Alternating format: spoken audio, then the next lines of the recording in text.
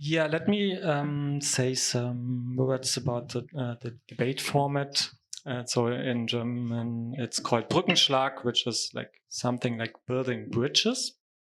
And actually, it's nice that you decided to sit in this distribution, because on my right side, I have two wonderful guests that are not working in the film industry, or like not filmmakers. And here on my left side, I have the two filmmakers of the two films you just saw.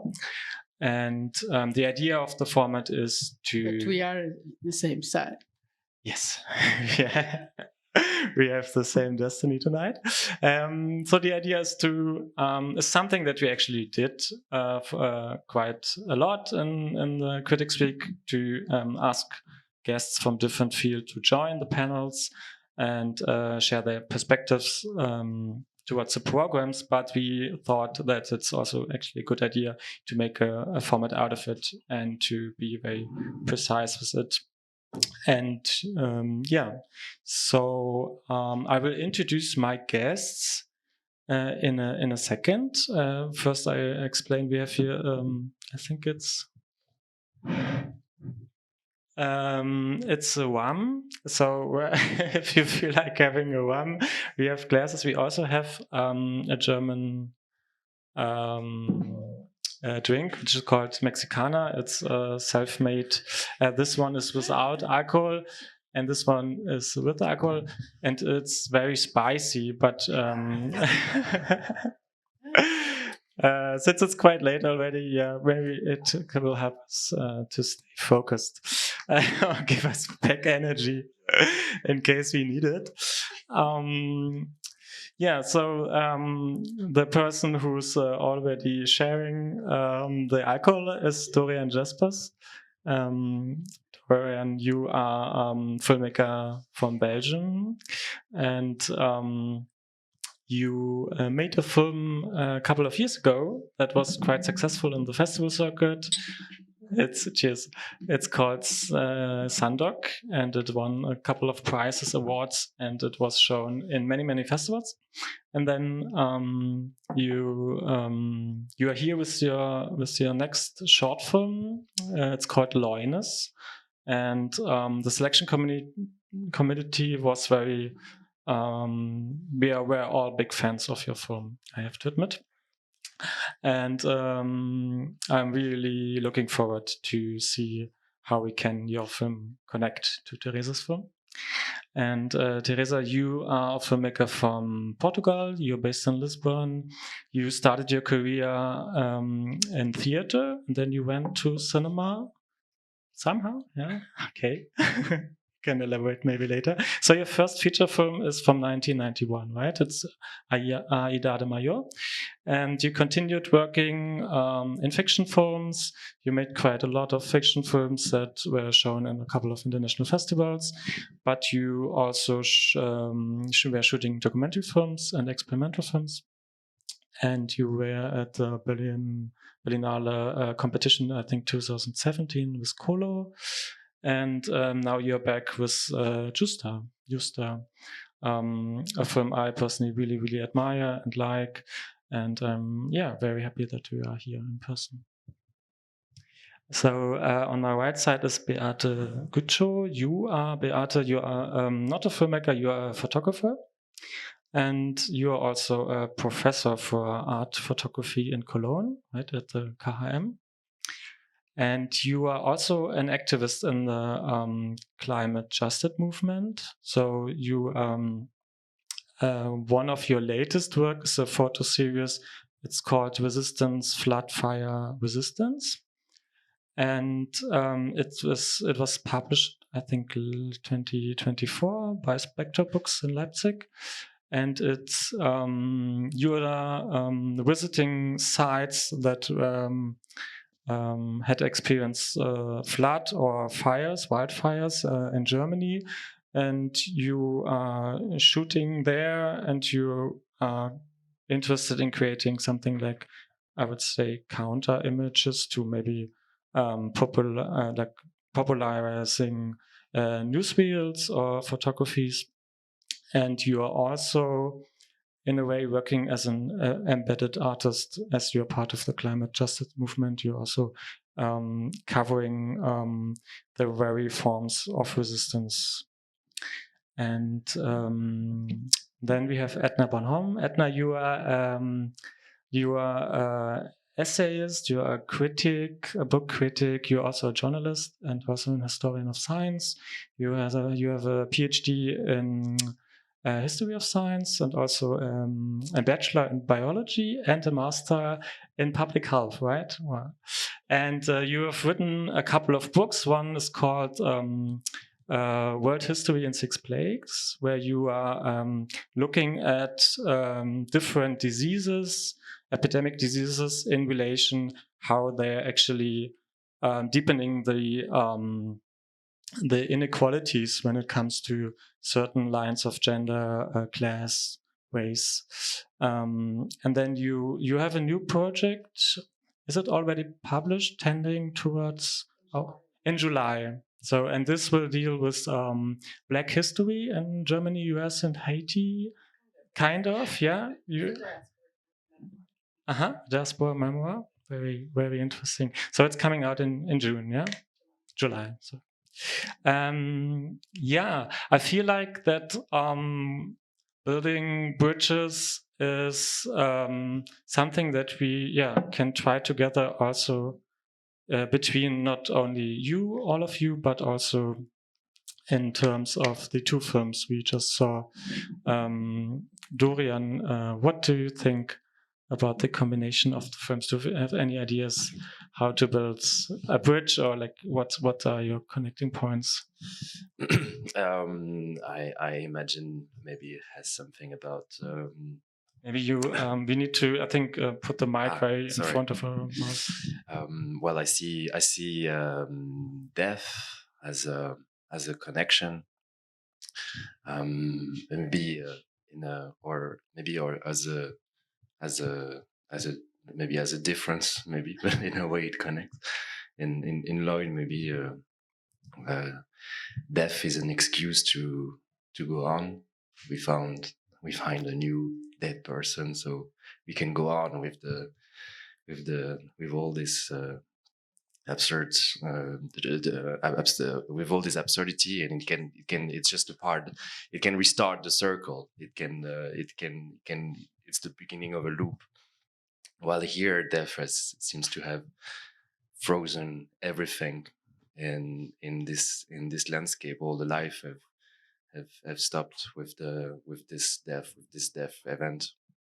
So I see this as a connection, and maybe that beautiful story of the tree, like this 1,000 years old tree. This thing that seems to see the different epoch, the different history, the different generation passing, but still standing in the middle. And I think there's a little bit of that also in LOYNES, that everlasting thing outside of the human. So I see that as a connection as well. And you shared that you were mainly working with non-professional actors, and like the main scene in the courtroom, it's non-professional actors, and you were shooting in a way that they didn't really know when you were shooting. Is it? Yeah, we needed a lot of people. So the people that you see are people that we found around the location. It's happening in Liverpool, and it's people from actually the retirement club of Liverpool. I subscribe myself to different activities for elderly people. I clean the graves of the World War II soldiers to meet with the people who do that in their free time, or collecting litters in the park, or playing bingo, or a lot of different activities to find these faces that seem to come from. Maybe I hope. You mean you did those things? Yeah. I spent 6 months doing old people stuff to cast the people who are in the film. and they were really cool. They have they have these faces and this thing that seems to me that reminded me of a Flemish painting or something like that. So it was interesting to cast this character, but they're not actors. So to remember lines and everything is very difficult. So we had to find a system, and the system we found was that we will be kind of shooting in secret. Everybody is in the room in costume. I'm in costume as well. And the 10 cameras are hidden in the decor, in the costumes, to capture what's happening inside of the room. And inside of the room is just a completely absurd performance together. I start screaming and they react to my screaming because someone is screaming, and then it just goes on. It's just a completely madhouse that's happening in life, and it's much easier, I believe, for a non-actor to start reacting rather than interpreting what you want them to do. And in the other room, you have a team that is on joystick piloting these cameras to try to search for the action. So the film is kind of built like that with these non-actors. You also work with non-actors. And what's your main motivation to do so? Like, what do you find interesting in working with non-professional actors? And maybe in relation to JUSTA, to be more precise, not to be too general. Well, first of all, let me say that the work of this act I found really amazing, and I really liked your film. And it's very funny that you put our films together, because if you see in a glance, they have nothing to do with each other. But it's a little bit funny because, in a way, your film is a little bit the chaos in my head before I start working. So in my head, okay, and then I pause and work. So I really liked it, and I thought the actors were amazing. And yeah, I like it's I don't have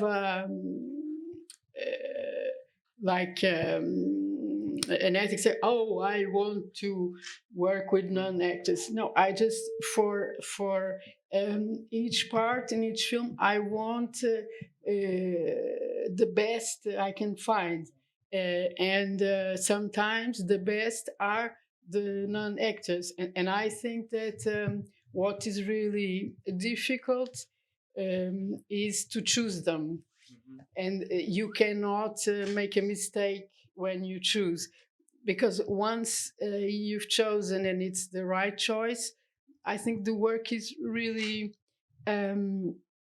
really easy. And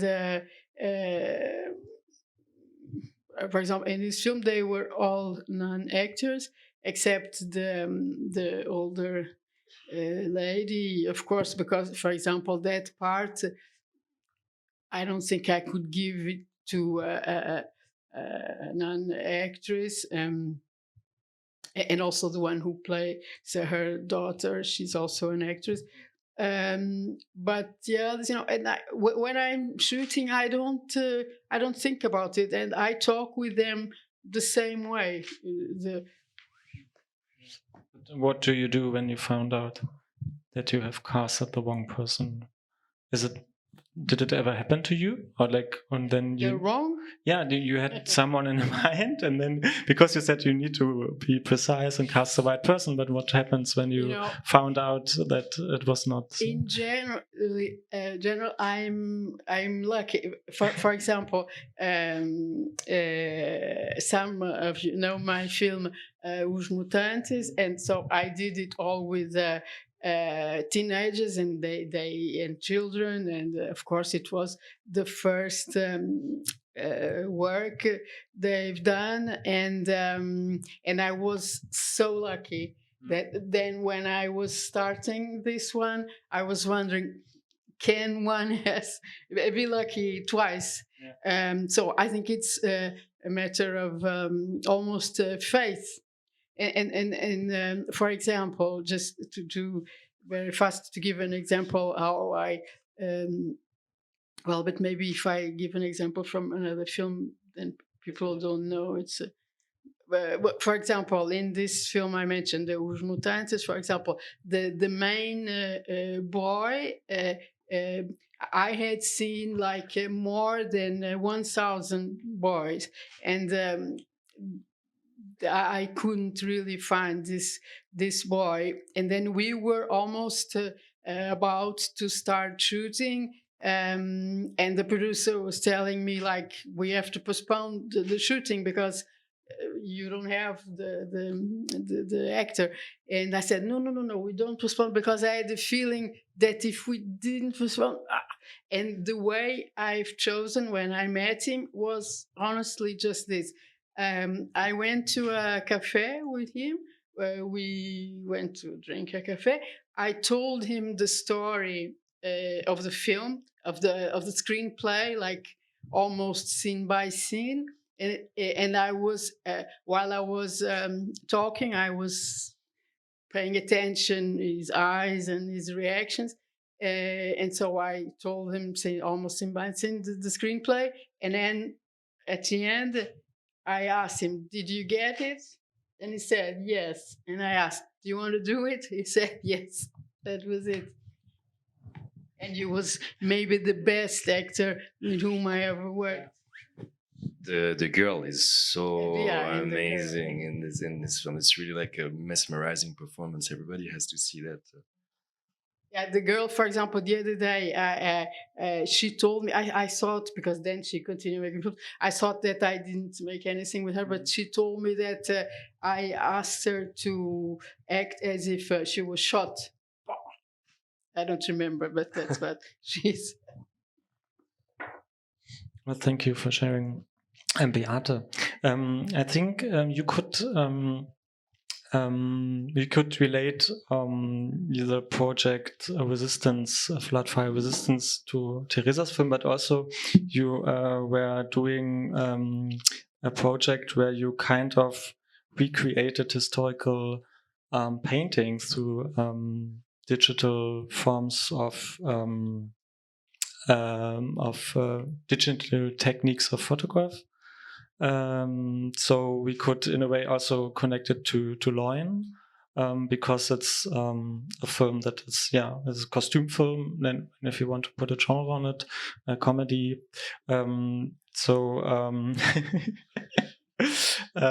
you can share a bit from your point of view as a photographer, as an artist, about the aesthetics you saw in the film and how it maybe relates to how you work, or what you found interesting, for example, when you're shooting these aftermaths of fires, but also what interested you in creating historical paintings, recreating them through video art and photography. Yes, what I saw in Teresa's film is something I also tried for my work, to show the catastrophe without showing it. Well, it's I think it's very in the background, and what happened to people and what happened to the relationship of people who are victims in such kind of events is the main focus. And so this is very similar in our work, to focus on all the human things and not the outside pictures of catastrophes, because this is just not helping, I think. So this is a connection, but then I also see, but this is not as a photographer, I see a connecting thing in between your two movies, and that's the sound, actually, because I think in both pieces the sound is a very strong element of creation, and for your film it's the noise and everybody is screaming, and And Teresa, in your film, I think it's very important that we have the music in the beginning and just in the end. But then this Brahms piece, which is so beautiful and touching. But then you have a piece of music, and it's a scene where the old woman is in the woods and get a little bit of her sight back. And it's not much, but so I think both of you are using a sound in a very precise way, and it's very important. Yeah, but I also see a connection between the films on a content level, but maybe I'm just putting my content into it, but I can try. Oh, please be my guest.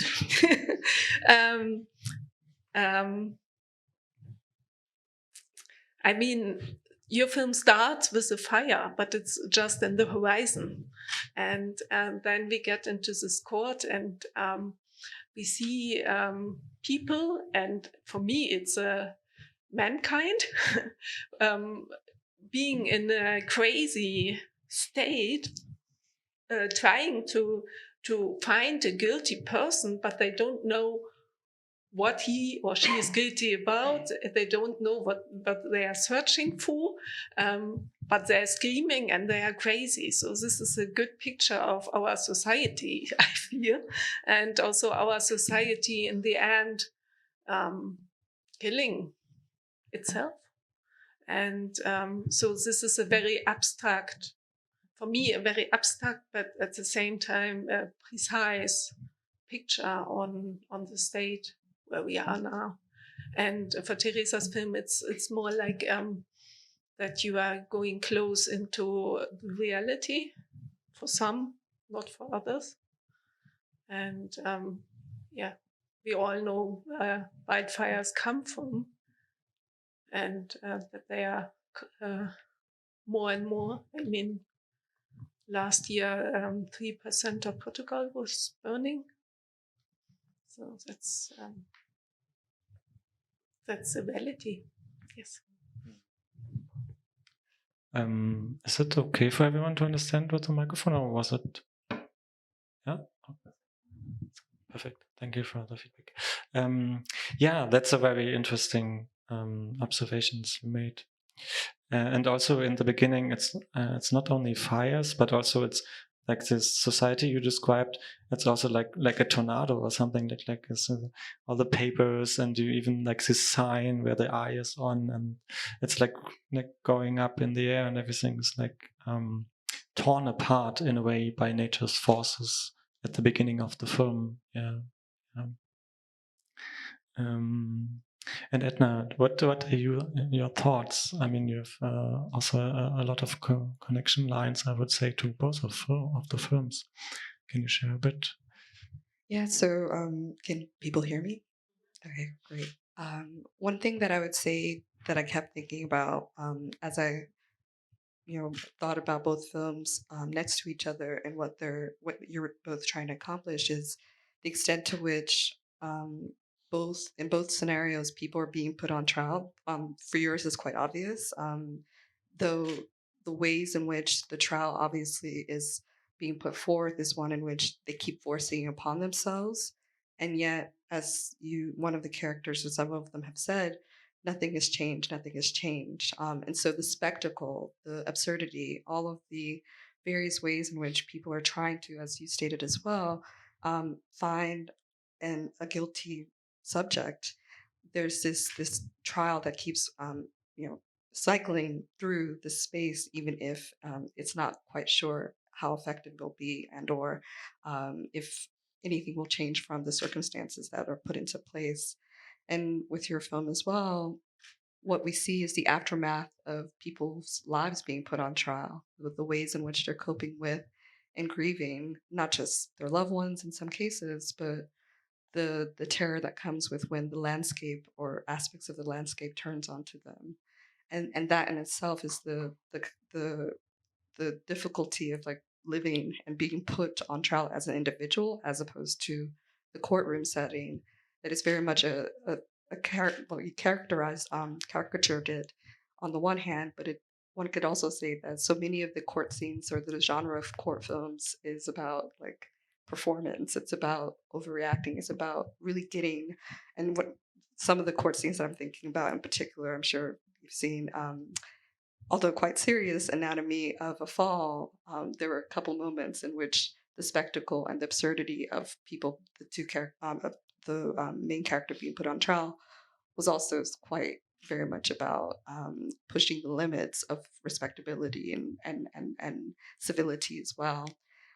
So I think, like, yeah, for me, I kept thinking about how we're always being pushed vis-a-vis the trial of just coping and grieving, in the case of the climate anxiety that sits with us, even if we might not necessarily be witnessing wildfires, or even just how society is constantly turning on itself and trying to find a guilty culprit without us fully understanding what does justice even mean and who does that serve in the context of a very polarized society. Let's just say that. Yeah.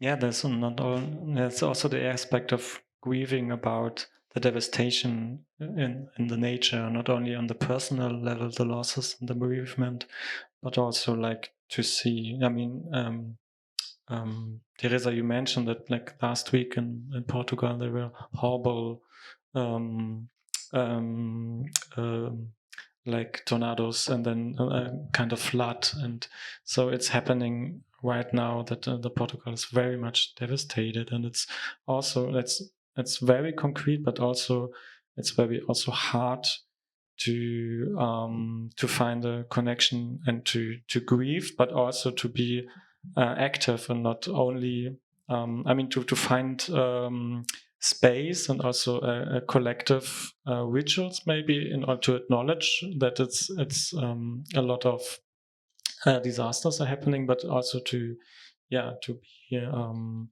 to do something still about it. And I think it's what I find in your film very remarkable also, that it's a film also that tries to talk about a healing process. Also, I see a lot of the images, a lot of the characters for me were like connected to water, for example.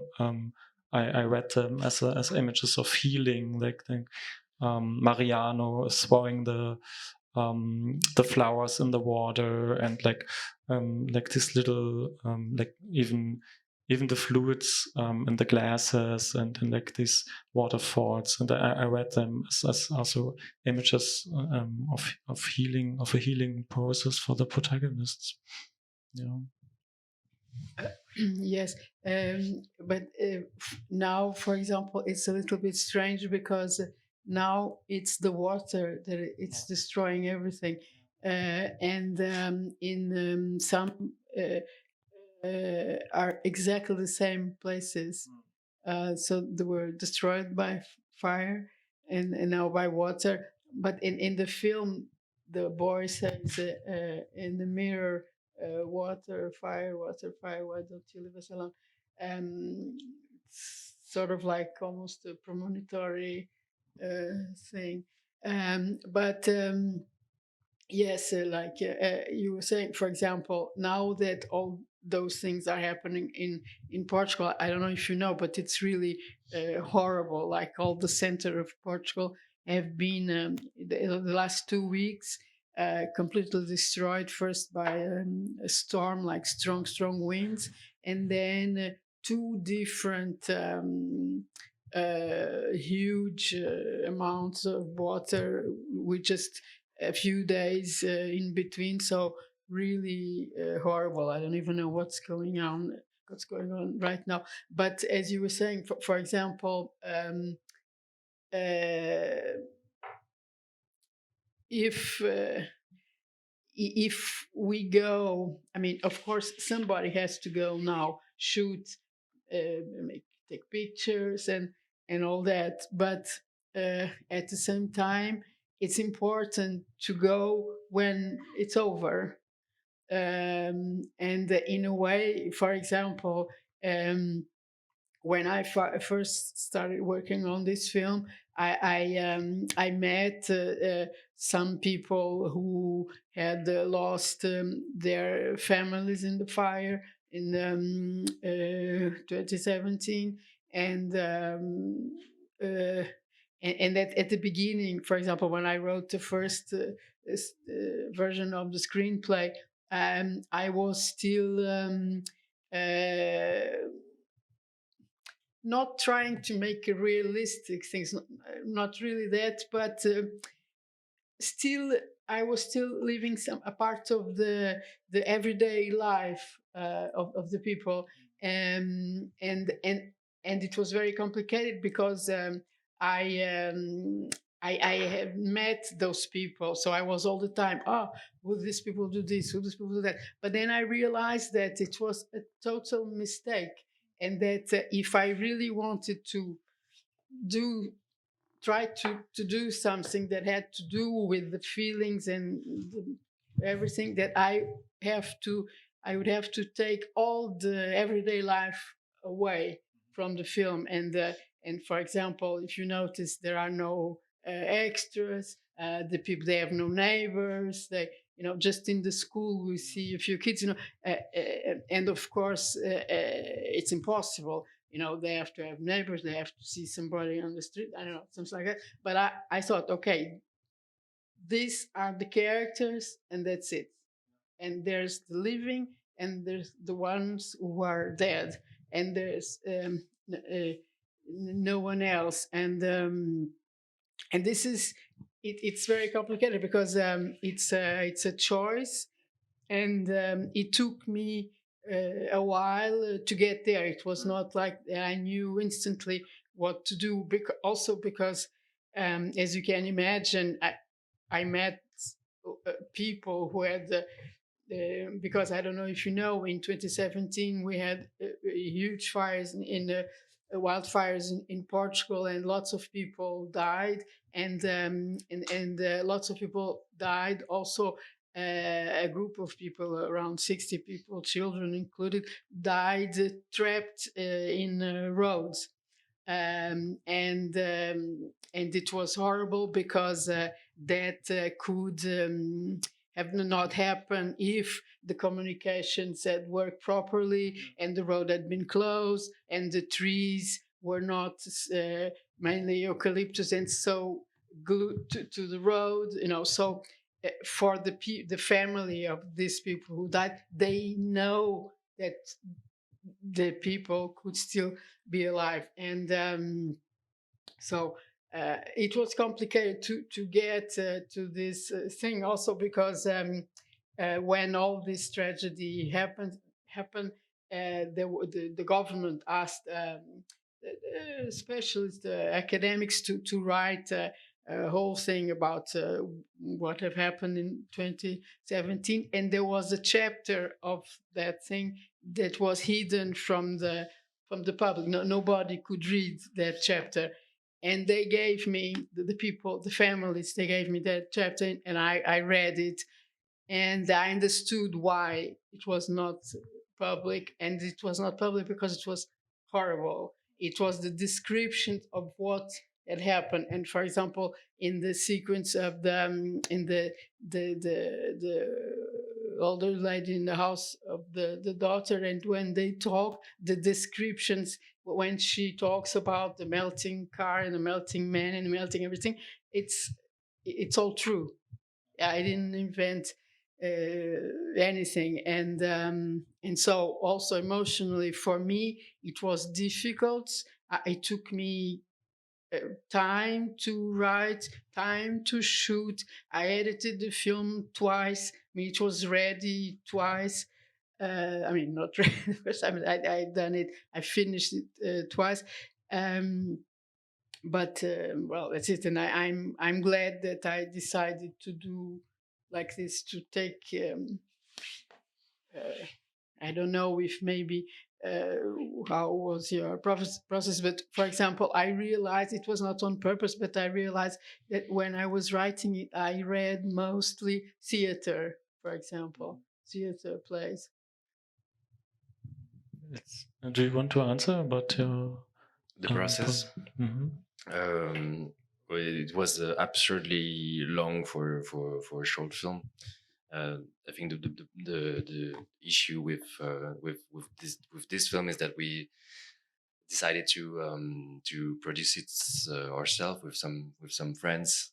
We had no production experience, so we just we just went on with a international co-production with no knowledge at all, and we failed at every possible step, I think. We delayed the shooting 3 times, cancelled like 1 week before, like a security issue, like everything went just wrong. So it was an extremely long process. And the other problem, which is kind of connected, is that I do a lot of things myself also in the image. I come from cinematography background, so I'm able to replace and redo the thing myself. I also learn a little bit of special effects, and so what you see in the beginning, in the middle, in the end, it's all things that I've done after the shooting on my own, with my camera, and trying to get that thing right. And it changed a lot. Like there were, what was the motivation? For example, like this opening when they are getting up the body, you see it's almost like a LSD blowing of the image. It's like what's a yeah, LSD was the motive. No, there was them walking in this landscape was a little bit of a, I don't know, it had to carry the weight of the time period meeting. Like they really uncover something there that that is traveling back in time somehow. It had to carry that that weight. And then yeah, to be honest, it's mostly aesthetic reason, like this tree forming and everything. It's just to get absorbed into the mood of it. Kind of word building, like an immersive strategy, like on the image side to suck us in somehow in this world. What's right? Like an immersive strategy, like a world building strategy. The intro was really getting into that, and like being sucked into that time transition, and having and being and leading to that thing. Yeah, if I still had time and the film was not released, I would have changed that intro, to be honest. It's okay to be honest here. Yeah, I regret it a little bit, but yeah, that was the idea, discovering this time transition into it. If I had to redo it, I think I would go more into develop a little bit more already of that room and that woman presence in that other world. This woman stuck in the elevator. I think she should have had a spot in the beginning already. I think it's wonderful to regret, because it means that you keep making another one, another. If you don't regret, it's done. I heard that you keep on. I don't know who said that, but the big directors, like, you keep on making film because you want to correct the mistake that you made on the previous one. Is it the case? Like, do you? Yeah.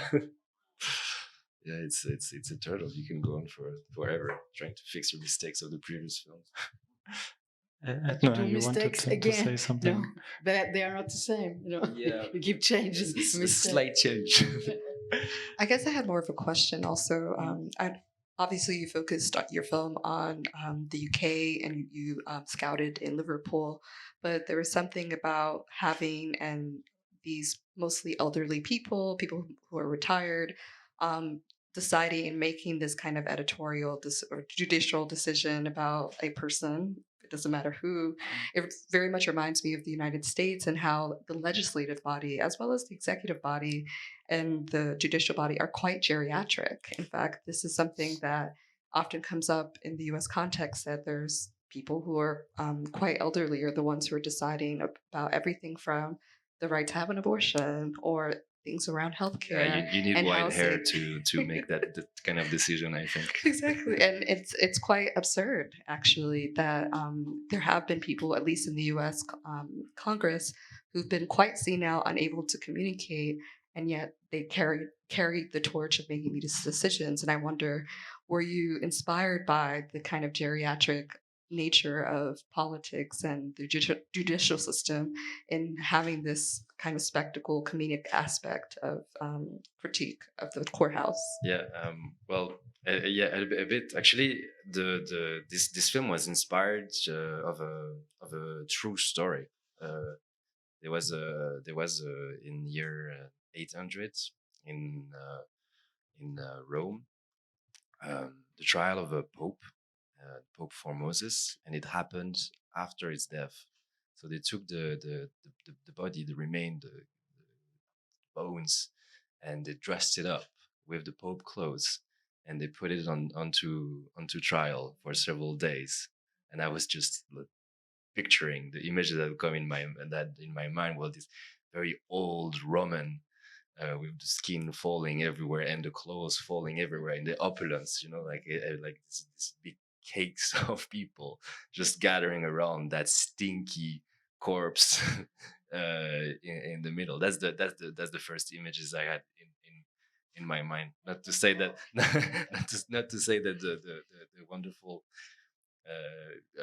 people from the casting had to look like like decrepit cake.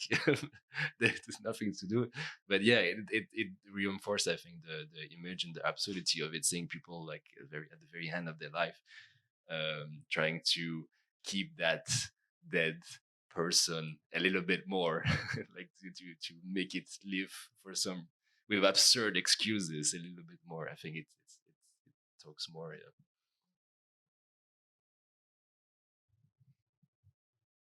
Edna, I wanted to ask you, since you worked also a lot on mourning and bereavement, how do you feel about,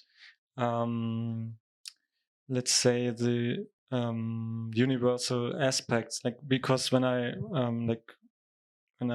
watched JUSTA for the first time, I had the impulse to say, yeah, this is like conditio humana. It's like talking about universal aspects of grief. But your work is also very much related to how different it is in terms of different communities. And maybe you can share a bit about that. Sure. And one thing I would say is that on a professional lens, part of the thing that made me interested in thinking about bereavement and grief was when I was doing my PhD research in Cairo. And I was doing it around the time of the Arab Revolution, unable to access the archives. And so I found myself going to Al Khalifa, which is like the largest cemetery that people live in. And so walking through this space where the dead are living amongst the living, and being able to go into a couple of the mausoleums and just seeing how people were able to kind of exist or coexist with so much dead bodies around them, that I felt like I needed to understand death and grieving outside of the Western context that I was accustomed to, and to also make sense of it vis-a-vis, in some cases, in that context, it was more Islamic tradition, Sunni Islamic ways of practicing mourning and bereavement, but also thinking about other indigenous concepts of grieving and bereavement that might, in some cases, be tied to what people do in Haiti, where my family's from, and thinking about the ancestors in a very syncretic manner, or in the context of Louisiana and South Florida, where I've spent time, where grieving becomes a celebration. You party on the streets, etc. And I think that living in Europe for the past 8 years or so, it's been interesting to see that how grief is kind of pushed aside so often, that there aren't public displays in which people can truly let go, at least what I see so far, at least not in the ways that allow for the full um, um, cathartic, celebratory time off, and fully letting the body let go. At the same time, I think when it comes to the climate and the way that you expressed it in a non-voyeuristic way of like trauma and spectacle, that it's also there's some beauty to the silence that you convey, to also just sitting and being in a space and trying to move on in another manner. And so one thing that I guess I would say from all of the grief work that I've done vis-a-vis the archives, the cemeteries that I've spent time in and documenting, is that we all do it quite differently. But part of what is beautiful is how even within the societies we are in, that no one I know has been able to really reckon with or fully understand how to deal with the dead once they're gone, emotionally at least. And maybe a special thing for such an event as a wildfire is that grief is different if it's such a when people die in a not natural way, and you described it, then it's hard to share it. And I think the movie is describing this in a very good way, that people get so lonely because it's too hard to share what they have experienced, and they only manage to share it with each other. But this is very common for these traumatized people. And yeah, I think it's a very good description. And I especially was touched by the scene where JUSTA is talking to her doctor and asking her, how did your mother died? And then she asked, accident or hospital? And then she said hospital, and she just, you saw it in her eyes that what's behind the question. And this is, I'm coming to this point because you talked about grief and to share, and there's a lot of you can't share. Yeah, Justa, she even said that you don't know if there are actual bodies in the coffin, and that she's refusing to visit actually the graveyard, like she's refusing the ritual of visiting, because I interpreted it that because she was also not allowed to go into the hospital, so there was kind of refusal to her side that led to a traumatic experience. She was not able to say in a proper way goodbye and to deal with it. But you know, there's also something incredible, is that the death by fire, we sometimes don't imagine, but it's very, very fast because the fire goes like this. And so, for example, I met people. For example, I met two kids that they had just left, you know, to go somewhere nearby, buy something. And when they came back home, the parents were dead in front of the house, and the fire was no longer there. Yeah,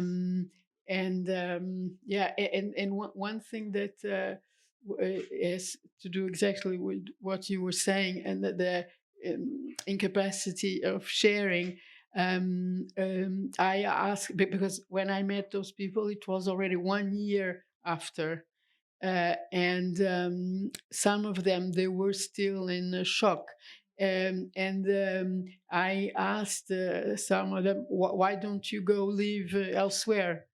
And they didn't want. And I think part, well, there's lots of things, you know, but part is because the dead are there, but also because no one will understand them elsewhere. But it's I understood. I don't know exactly how to explain, but I understood that, like, for example, to die by fire, by a wildfire, is not the same as to die by a car accident. It's different.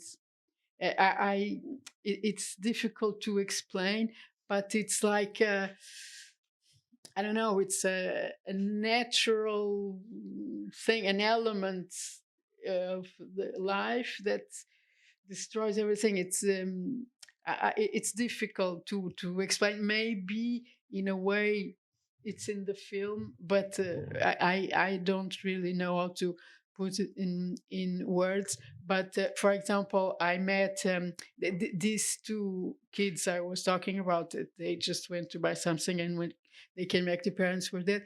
When I went to visit, I went by myself, and no cameras, no nothing, just me. And so we talked a lot, and it was really difficult because the 1 year after they were still like living in a nightmare, a dream. And because I was someone coming from the outside, there was a moment when, that's the way I felt it, that they looked at me like as if I could change what happened. Like, you are the one who came from another world, so just make it this happen, you know. Yeah, it's very tough.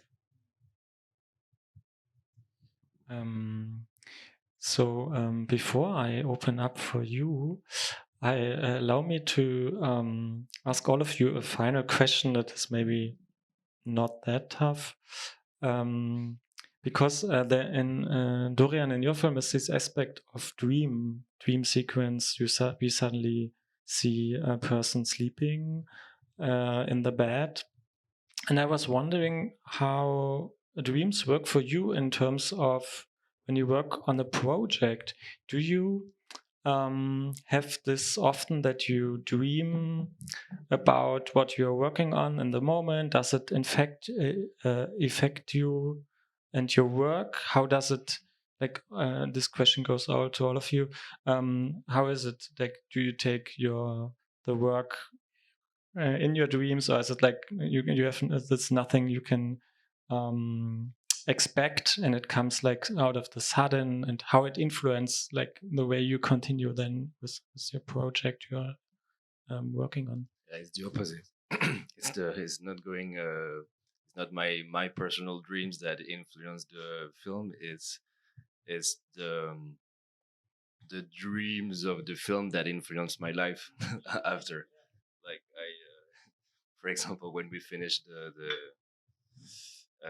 after the premiere of the film, I think I for 3 weeks I was wake up like big sweat on my face because I was reshooting the film in my head into some kind of a very difficult place, like an airport or something, and some of the old people were stuck into the wrong plane, and they didn't arrive, they didn't land, and I was losing everybody into very complex scenario where the film was shooting in my head. During the process of the making, I'm just so sleep deprived that you don't dream anymore. so no, it just comes after as a ghost to whip you again after you finish the thing. But it's not at all for me inspiration, unfortunately. Thank you for sharing. Teresa, how is it with you? How was it for you with JUSTA? I mean, it's No, me neither. I'm exactly like, yeah. Yeah. You lose actors in your dreams. No, but sometimes, like it happened, one that who comes just for 1 day shooting, and then I think, oh, I forgot to shoot, I didn't shoot this 3 pages, and he went away. And in fact, no, I didn't. But no, but I think that it's so difficult to make movies that you have to be really awake and really focus, and it's like if you don't sleep, it's your problem. You have to still stay focused. But I've heard Apichapong saying that you need to be able to make films like as easy as breathing.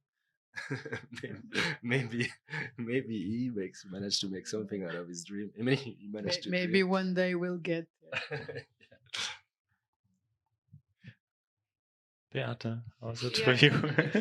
I can also share a story like this. I had for a long time dreams of that my works are exhibited at a flea market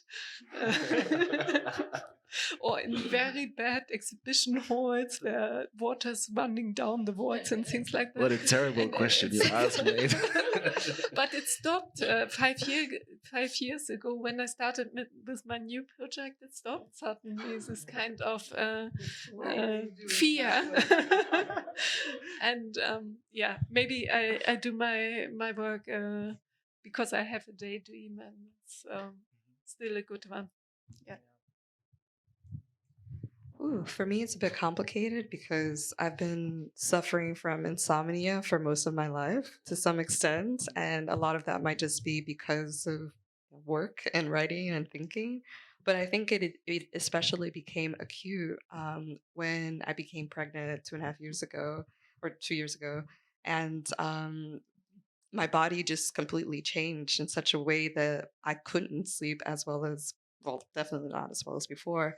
And now with the toddler, my time is not mine, and so when he wakes up, I wake up. So I feel like a hollowed version of myself, a constant zombie that doesn't dream, but rather is constantly in this waking world. So to an extent, I'm jealous that you that you all are dreaming because this world, yeah, my sleep patterns are not such that I'm able to dream fully. But maybe one day, maybe one day. Okay, now it's time for you.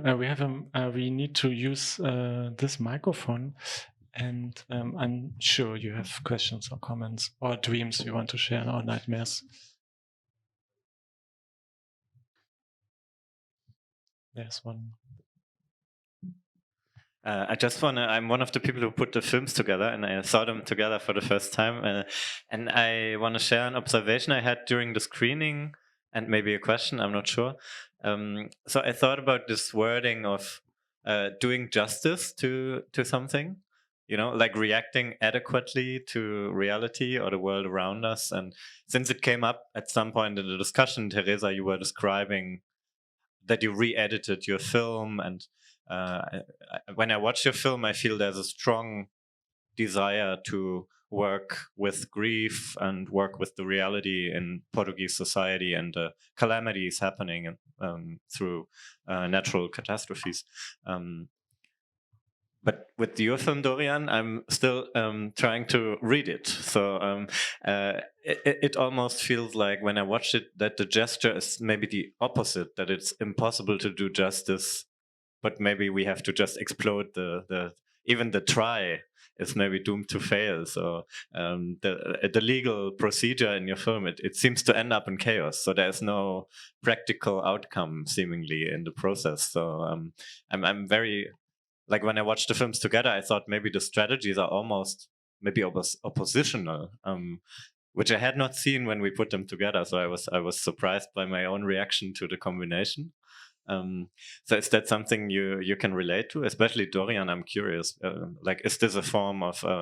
Do you see your film in a way as a gesture of questioning an adequate reaction to reality, or? To justice in particular, not at all. I think I think the film just used justice as a beautiful, absurd human construction, human dance that we do together. Like we invented rules to control emotion, to control feelings, and I think I strip it to the ridiculous by even removing the accused. So even the life has disappeared. Not only the accused, but the life also has disappeared. There's like this stripped down to this pure absurdity. The idea was to try to get a very, very complex human setup and strip it to ridiculous. But it was justice, but it could have been what could it have been? Film festival, or yeah, it could have been many human construction. Justice has, I think, very little to do with with my will in the film, with my my desire in the film.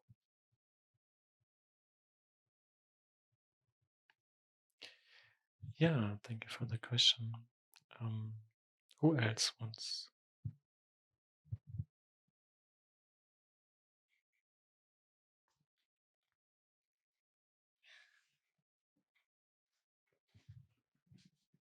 Yeah, thank you so much both for your films. I was really touched. And I have a question to Teresa.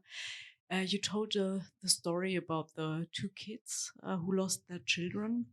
And I was wondering if they have seen the movie and how, or not especially them, but people who, how about the reaction to this, work? Yeah, those two kids I mentioned, they haven't seen it yet. We are now going to, well, now with all the problems in Portugal, I don't know, everything was postponed, but in that particular place, we are going to show the film, but we didn't yet. But some people who have families and friends who died in that road, they already saw the film. Of course, I was a bit afraid because I didn't know, if what they would think, but they were moved by the film, and I mean, I don't like very much to talk about it, because, for example, when I've been showing the film in little towns in Portugal, and we have long discussions after the film. And what is beautiful is that in the beginning we sort of talk about the film, but then it opens and we talk about everything, and what is great, I think, is that people, I mean, I think I don't like to say it myself, but I think what they tell me is that it's an important film for them. That's, but I rather they say, not me, But I just say it because I finished already long ago, and so I don't feel it as mine anymore, honestly, and because I had the privilege to show it to people who, in some ways, had to do with all this. Honestly, I'm so happy that it was for them important, and I just I don't know what to say about it, and it's something really powerful, and an experience very powerful. And then what people also say is that it's a political film, and one thing that some regret, they say that they would like it to be more political, like more with how do you say, revindication, does this word exist, directly to the power, and so that's the only thing, and but then what we talk in the end is that maybe we can do another, but like all together, and the documentary, and it's the different things. And I think maybe I will do it, because I've been learning so much, and I'm so grateful for all these people that it's I am Portuguese, but I learned so much about Portugal in the past year that it's amazing. So I'm really grateful to all these people.